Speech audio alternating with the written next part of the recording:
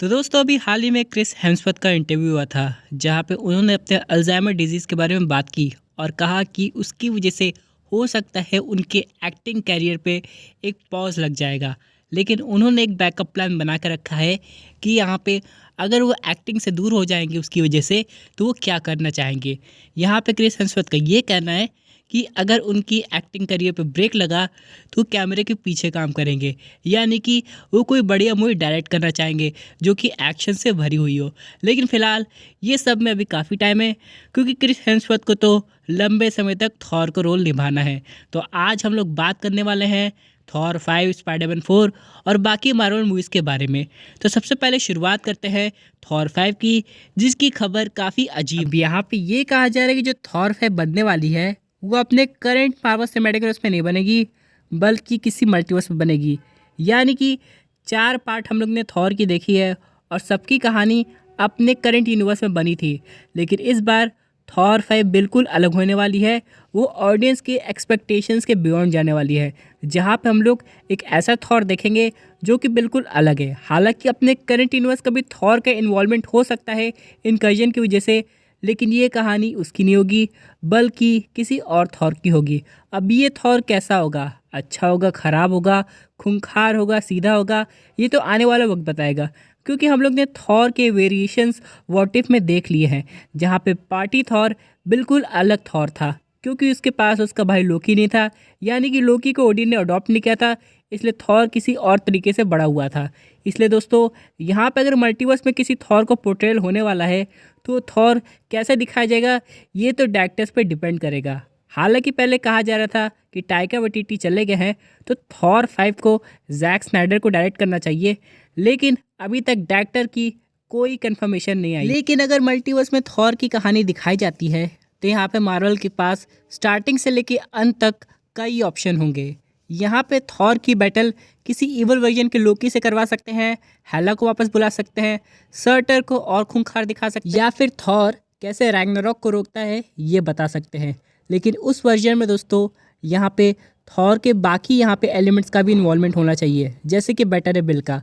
अब यहाँ पे एक बहुत बढ़िया कहानी है जो कि फैंस देखना चाहते हैं किसी मल्टीवर्स में, जहाँ पे थॉर, लोकी और हेला तीनों एक साथ बड़े हुए और इनका ट्रियो काफ़ी पावरफुल था। लेकिन उस रियलिटी में थॉर कभी अर्थ पे गया नहीं था, यानी कि वो एवेंजर्स टीम का पार्ट नहीं बना था। बाकी 9 रिलीज में वो इधर उधर घूमता था, लेकिन एवेंजर्स टीम का वो ऑफिशियली हीरो नहीं था।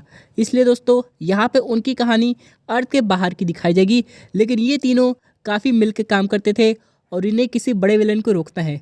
और अगर थॉर 5 की कहानी ऐसी दिखाई जाती है तो सही में ये मूवी कमाल की दिखाई जाएगी। और बहुत सी ऑडियंस का मानना भी है कि अगर ओडिन एक अच्छे पिता होते और तीनों की परवरिश अच्छे से करते, मतलब कि तीनों में प्यार रहता। वैसे थॉर और लोकी में हमेशा से प्यार था, लेकिन उन्होंने हेला को बंद कर दिया था, उसके बारे में थॉर को बताया नहीं था और हेला का पुराना हथियार यानी कि म्योनिर थॉर को दे दिया था।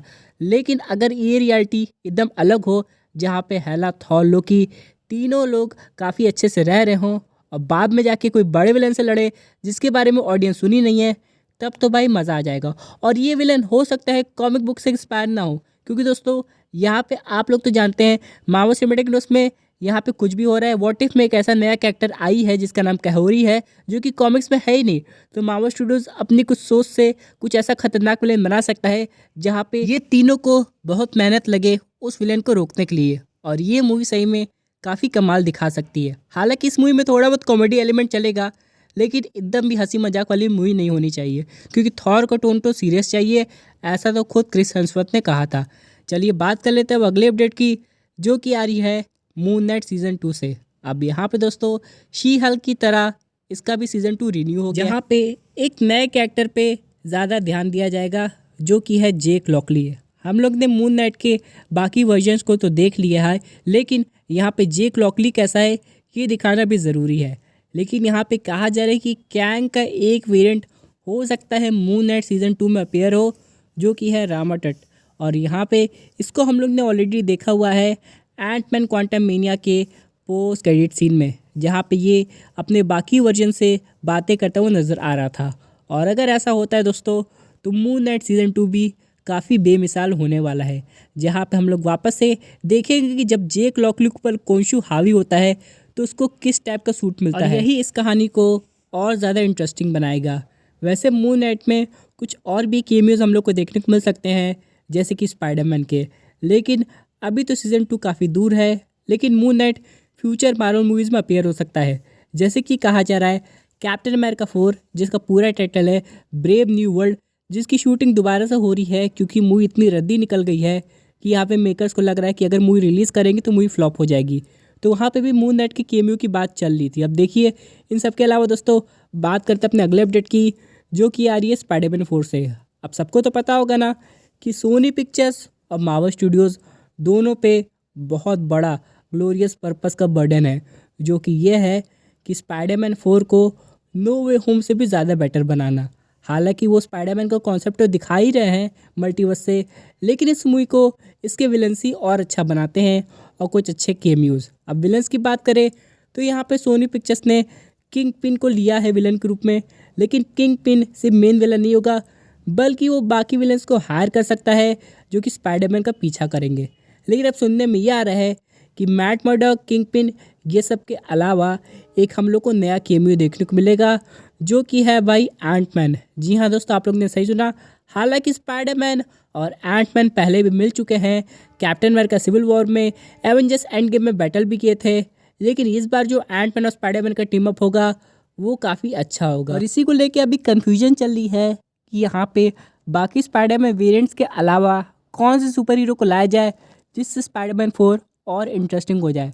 तो आप लोग को क्या लगता है, एंटमैन के इन्वॉल्वमेंट से ये मूवी इंटरेस्टिंग होगी कि मार्वल स्टूडियोज़ और सोनी पिक्चर्स को कुछ और नए हीरोज़ को लाना पड़ेगा? क्योंकि अभी हम लोग बात करें यंग एवेंजर्स भी बनने वाली है, लेकिन उसमें से भी एक दो कैरेक्टर हम लोग को इस मूवी में देखने को मिल सकते हैं। अगले अपडेट की बात करें तो वो है डेडपूल 3।